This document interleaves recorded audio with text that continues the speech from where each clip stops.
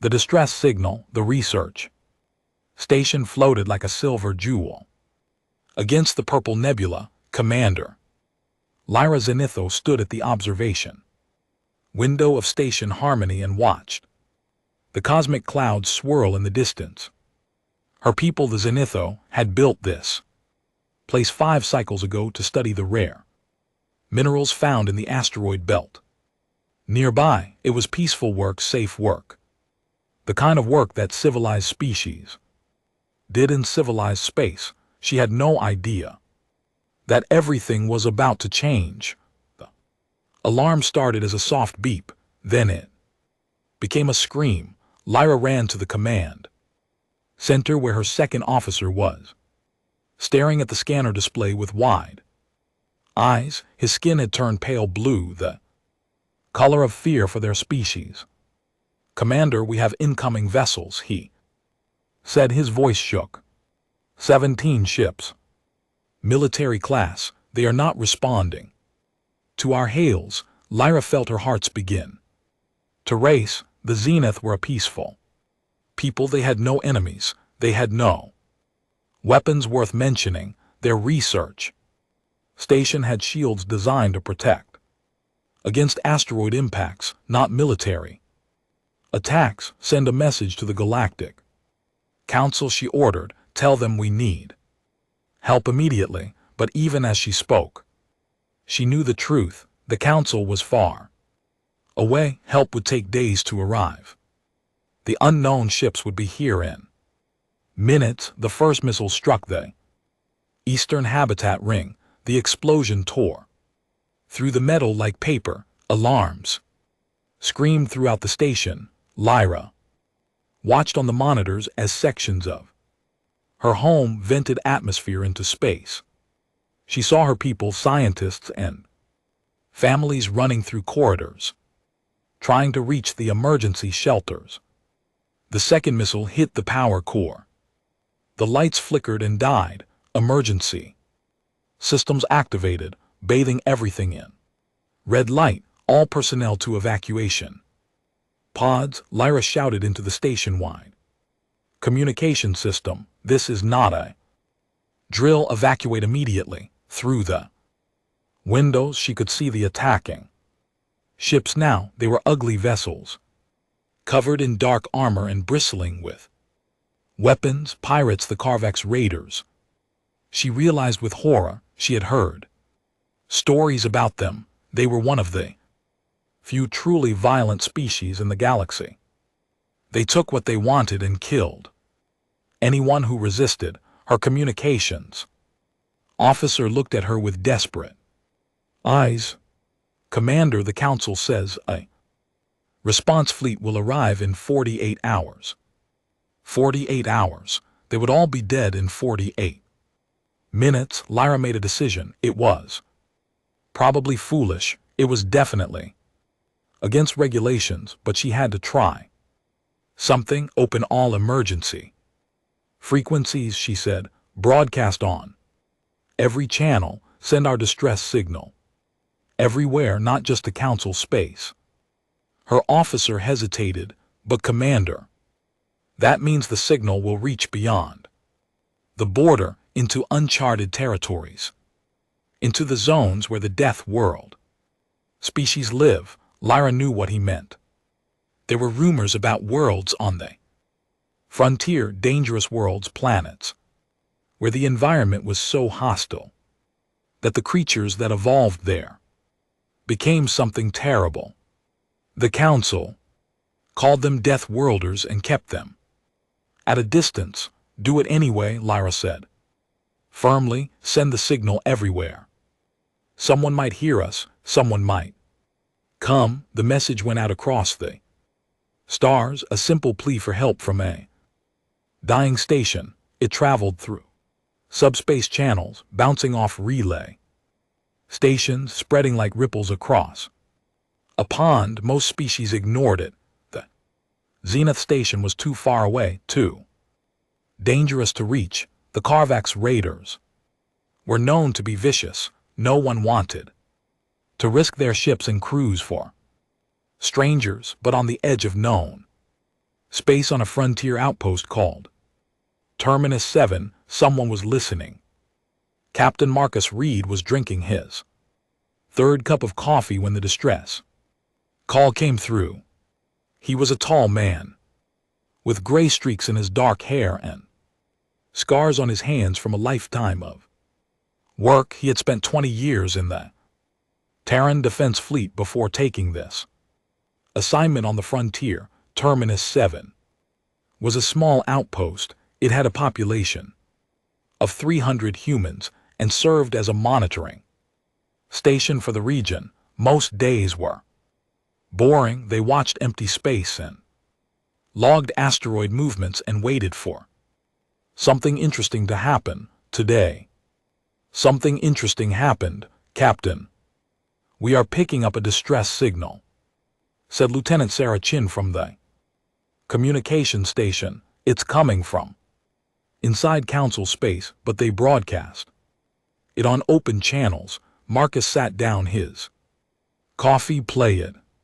The voice that came through was translated by the computer, but he could hear the fear underneath the words. A female alien speaking quickly, describing an attack, requesting immediate assistance, giving coordinates. How far? Marcus asked. 4 hours at maximum burn, Chin replied.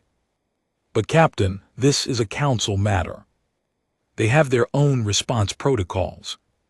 We should not interfere. Marcus pulled up the star charts. The coordinates showed a research station in a remote sector. He checked the Carvax radar database. 17 ships, heavy weapons, no mercy. He thought about the voice on the recording, the fear, the desperation. He thought about his daughter back on Earth. She was studying xenobiology at university. She wanted to meet alien species. She believed that humans and aliens could be friends. He thought about what his daughter would want him to do. Warm up the engines, Marcus said quietly. Plot a course to those coordinates. His crew stared at him. Lieutenant Chin spoke first. Captain, the regulations clearly state that we cannot enter Council space without permission. We could start an incident. Then we will apologize later, Marcus said. He stood up and walked to the command chair. I joined the defense fleet to protect people. I do not care what species they are. Someone asked for help. We are going to answer. His second officer, Commander James Torres, smiled slightly. Sir, if we are going to do this, we should do it properly. I recommend we bring the Defiant up to full combat readiness. Marcus nodded. Make it so. The Defiant was not a large ship by galactic standards. It was a frigate-class vessel with a crew of 120 humans, but it was built on Earth, designed by people who had survived 2 world wars, countless conflicts, and the near destruction of their own planet. It had thick armor, powerful engines, weapons that could crack asteroids, and a crew that had grown up on a world where gravity tried to crush you, where diseases tried to kill you, where the weather itself could end your life. They were deathers. They just did not know that the galaxy saw them that way. Defiant broke orbit from Terminus 7 and accelerated toward Council space. Inside the ship, the crew prepared for combat. They checked weapon systems. They ran drills. They reviewed what little information they had about the Carvax raiders. In the medical bay, Dr. Rachel Foster prepared emergency supplies. In the engineering section, Chief Engineer David Park pushed the engines beyond their normal limits. In the armory, Sergeant Maria Santos loaded ammunition and sharpened combat knives. They were ready. Across the galaxy, other species monitored the situation with interest. The Galactic Council had long wondered about the humans, these strange Creatures from a world called Earth had appeared on the galactic stage only 30 years ago. They were friendly but kept to themselves. They traded fairly but built their own colonies far from Council space. They were a mystery now. One of their ships was rushing toward a combat zone.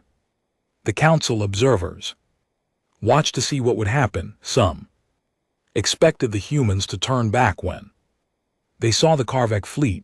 Others thought the human ship would be destroyed quickly. None of them understood what was really coming. 4 hours later, the Defiant dropped out of faster-than-light travel at the edge of the combat zone. Marcus stood on the bridge and looked at the tactical display. His face showed no emotion, but his hands gripped the armrests of his chair. Station Harmony was burning. Half of it was already destroyed. Evacuation pods floated in space like seeds, scattered by the wind, and surrounding it all the Karvak Raider fleet circled like sharks around wounded prey. 17 warships against 1 human frigate.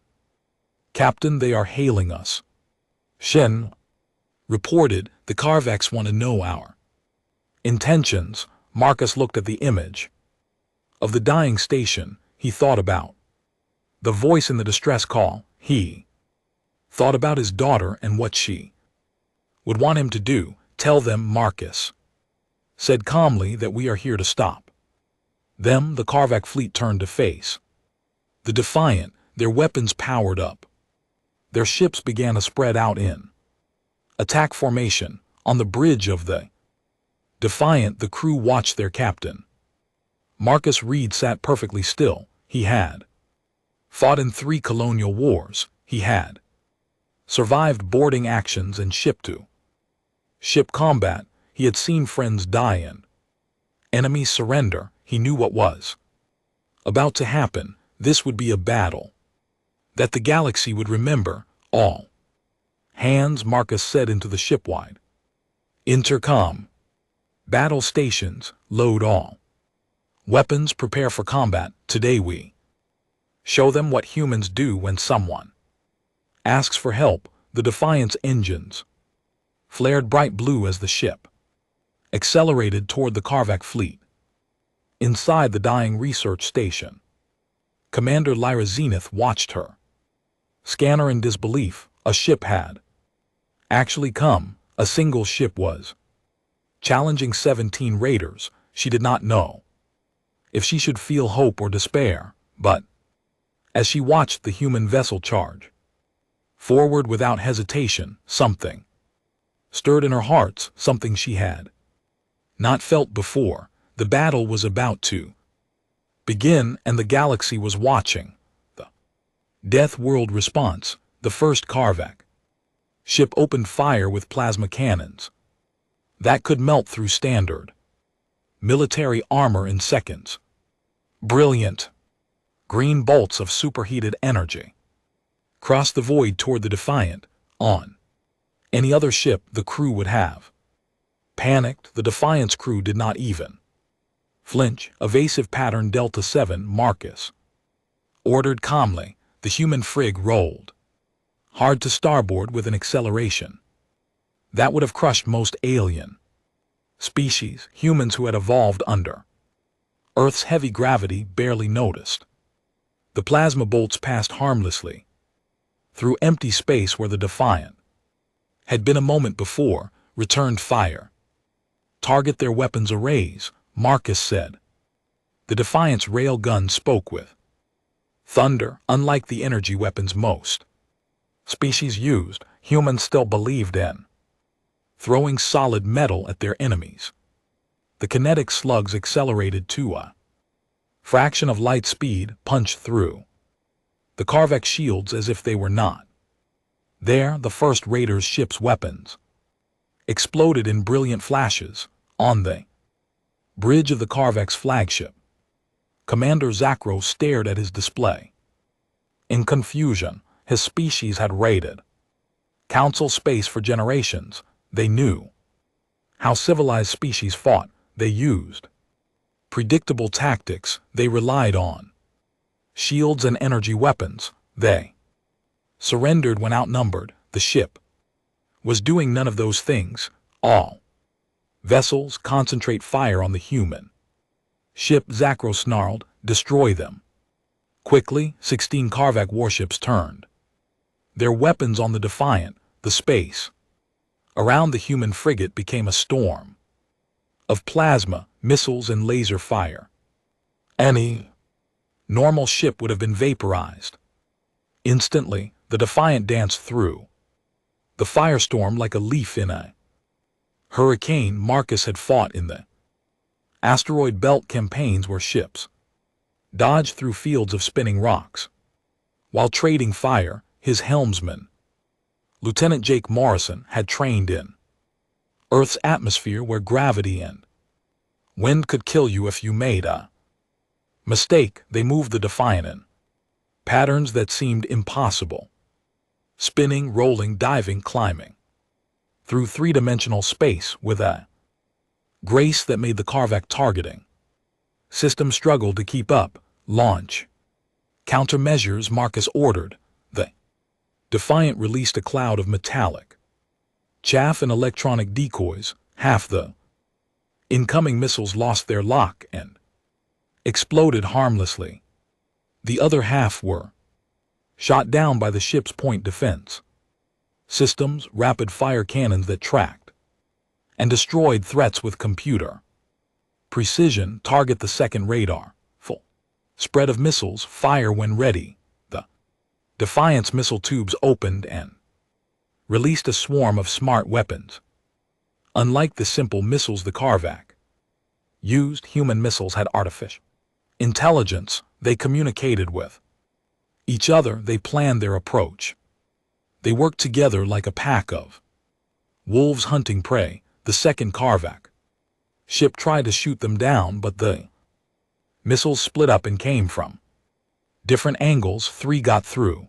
The explosions tore through the raider's hull, and the ship began to drift, its engines dead. Inside Station Harmony, Commander Lyra watched the battle through her damaged sensors.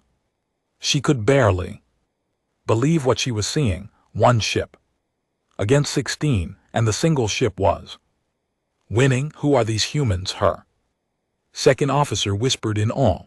Lyra had no answer. The council had files on humans, but they were sparse. A young species from a world called Earth. Friendly traders, quiet colonists. Nothing in the records suggested they could fight like this. She did not know about Earth's history. She did not know about the wars that had raged across that planet for thousands of years. She did not know that humans had learned to fight before they learned to farm, that they had mastered violence before they mastered peace. She did not know that Earth was classified as a Class 12 death world, one of the most hostile environments in the galaxy.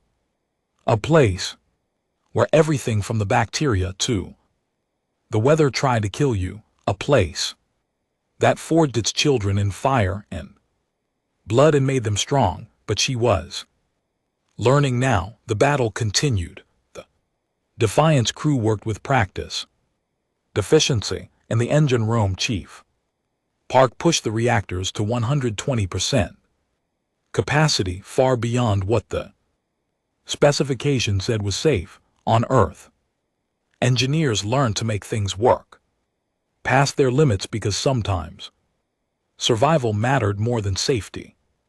Regulations in the weapons bay. Sergeant Santos and her team loaded gun slugs with speed born from endless drills they had trained in Earth's gravity, where every movement required effort, where weakness meant death. Now, in the ship's lighter artificial gravity, they moved like dancers. On the bridge, Marcus watched the tactical display with cold calculation. He saw patterns in the Karvak's formation, weaknesses, opportunities. Chin sent a Message to the station, he said, tell them to prepare their evacuation pods. For pickup, Tours, I need you to plot a course through the radar formation that will bring us close to the station. Tours looked at the display. Sir, that will put us in the middle of their fleet. We will be surrounded. Marcus smiled. It was not a pleasant smile. It was the smile of a predator about to strike. I know, he said simply. The Defiant accelerated straight toward the center of the Carvax formation. The raiders, thinking the human ship was making a suicide run, tightened their formation to ensure the kill. It was exactly what Marcus wanted them to do.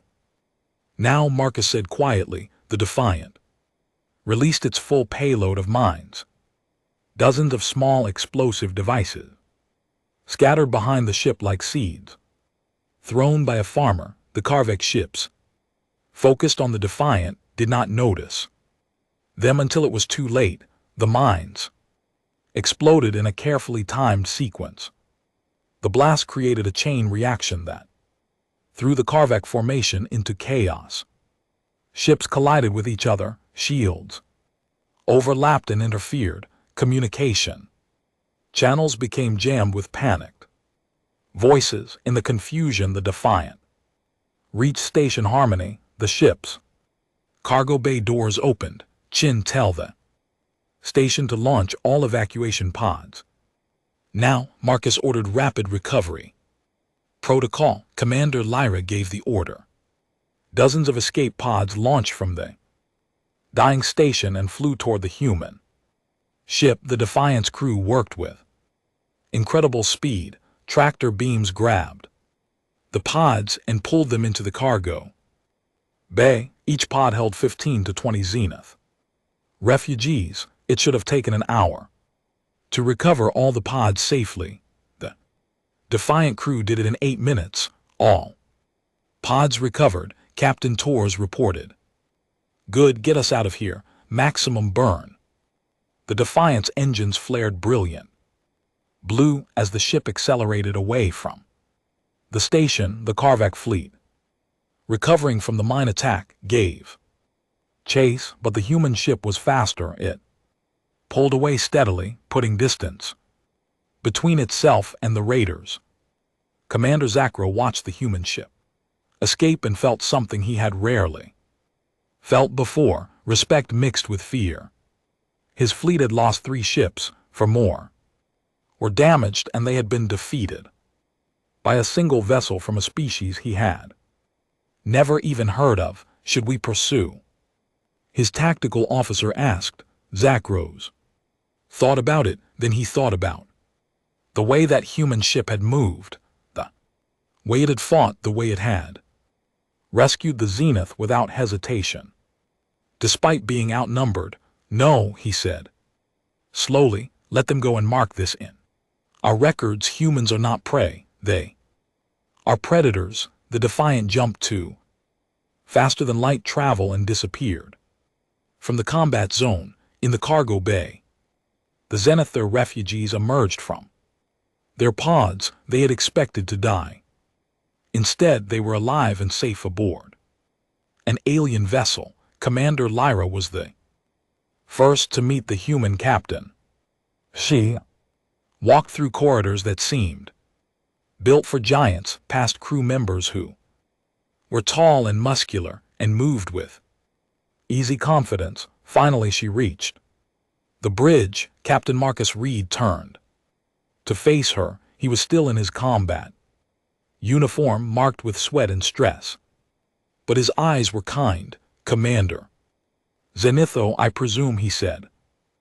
Computer translated his words into her language. Welcome aboard the Defiant.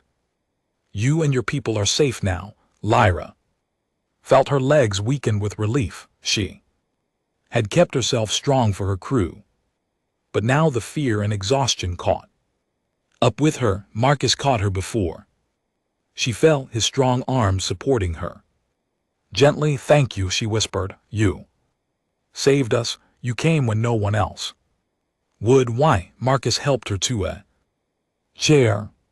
Because you asked for help, he said simply. On Earth we have a saying. We leave no one behind. It does not matter if you are human or alien. If you need help and we can give it, we will. Lyra looked around the bridge. The human crew were returning to their normal duties, checking systems and tending to minor damage. They did not act like heroes. They acted like people who had simply done their job. The galaxy does not know what you are, she said softly. The Council thinks humans are just another peaceful species, but I saw you fight. I saw what you can do. You are warriors. Marcus sat down in his command chair. He looked tired suddenly. We are whatever we need to be, he said. Humans learned a long time ago that the universe is not always kind. We learned to be strong so we could protect the things we love, but we also learned to be gentle so we would not become monsters. He looked at her directly.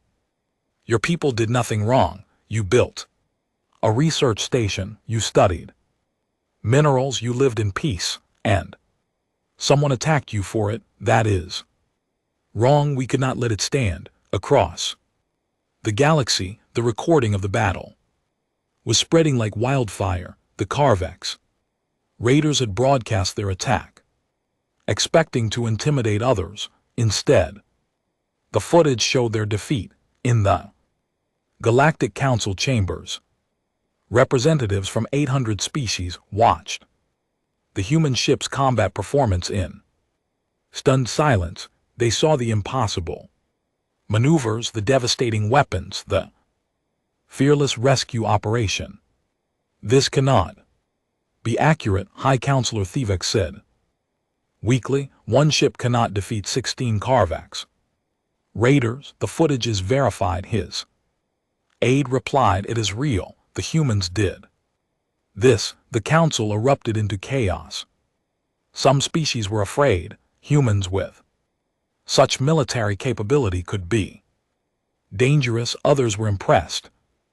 Species willing to risk everything to save strangers might be valuable allies. Ambassador Chinny, the human representative to the council, sat quietly and listened to the debate. She had tried to tell them for years that humans were more than simple traders, that Earth had prepared its children for a harsh universe, that humanity would stand against evil wherever it was found. Now they were finally listening. Back on the Defiant, Marcus stood at the observation window with Commander Lyra. The stars streaked as they traveled through faster than light space toward Council territory. What happens now? Lyra asked. Now we deliver you and your people to safety, Marcus said. Then we go home and file a very long report explaining why we violated about 30 different regulations. Lyra managed a small smile. Will you be punished? Marcus shrugged. Maybe, probably, but I can live with that. Some things are more important than following rules. In the cargo bay below, the Zenith refugees were being cared for by the Defiant's medical staff. Dr. Foster moved among them with gentle efficiency, treating injuries and offering comfort. The humans shared their food and water without hesitation. They gave up their own quarters so the refugees would have places to sleep.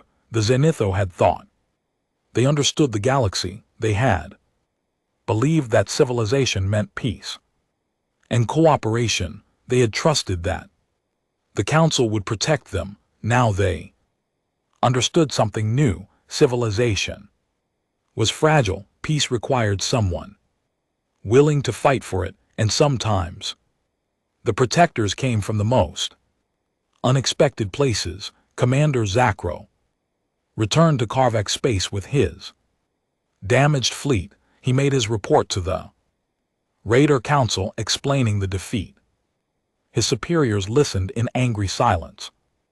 So a single human ship destroyed 3 of our vessels and drove away the rest. The council leader growled, "Yes, Supreme." Commander Zakro said, "I recommend we avoid human space in the future. They fight like nothing I have ever seen. They have no fear." The council leader thought about this. The Karvak raiders had survived for centuries by knowing who they could attack and who they should avoid. They raided peaceful species. They avoided military powers.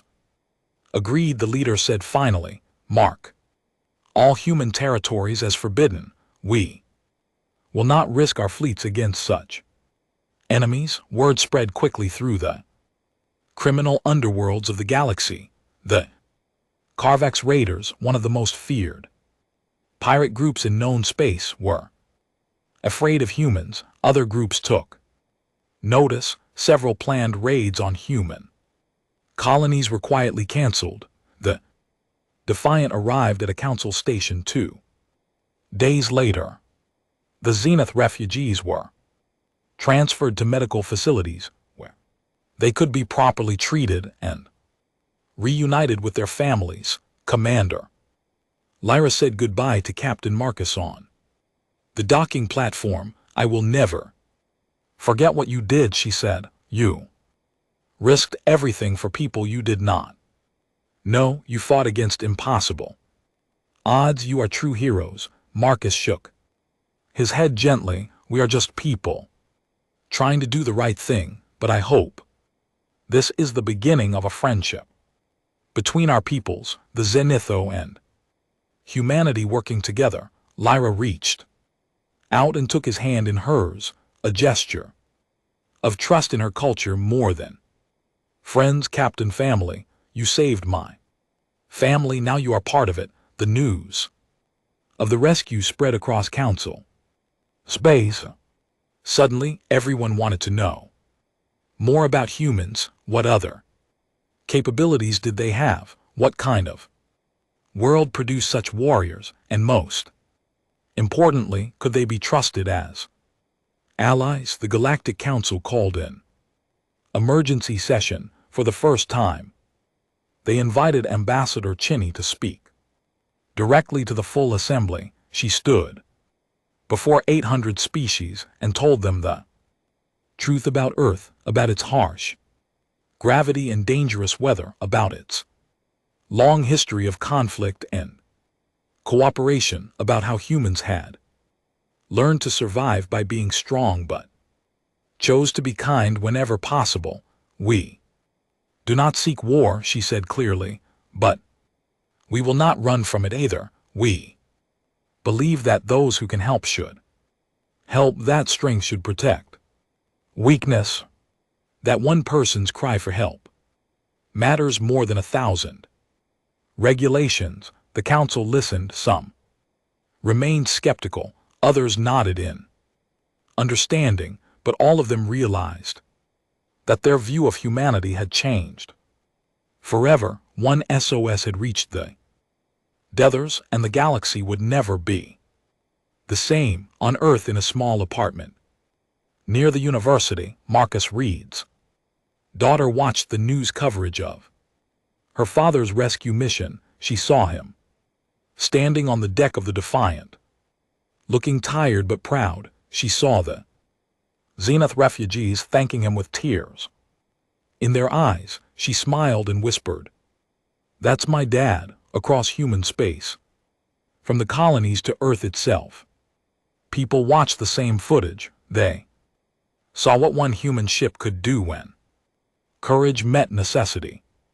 They saw their species step onto the galactic stage, not as merchants or diplomats, but as defenders of the innocent. Recruitment centers for the Terran Defense Fleet saw applications triple overnight. Young humans wanted to serve. They wanted to be like the crew of the Defiant. They wanted to make a difference, and in the darkest corners of the galaxy, those who preyed on the weak began to understand a new reality. There was a new power, rising among the stars, a species that would answer distress calls, a people who would fight against any odds to save.